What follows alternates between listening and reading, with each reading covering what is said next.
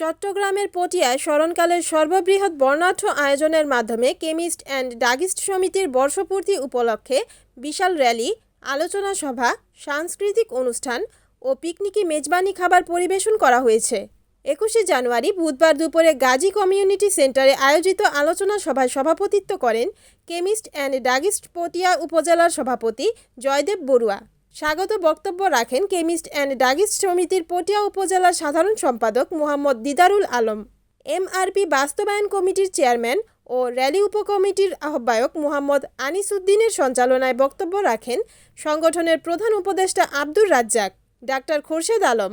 চট্টগ্রাম জেলা কমিটির নেতৃবৃন্দ সহ উপস্থিত ছিলেন বিভিন্ন ওষুধ কোম্পানির আরএসএমগণ সহ মোহাম্মদ হাবিবুর রহমান, মোজাফফর আলম মিন্টু, মোহাম্মদ ফোরকান, অলোক দাস, শেখ মুহাম্মদ, কবির হোসেন, জসিম উদ্দিন, সুজন দে, নয়ন চৌধুরী, মোহাম্মদ তোফাইল, মোহাম্মদ শাহেদ প্রমুখ।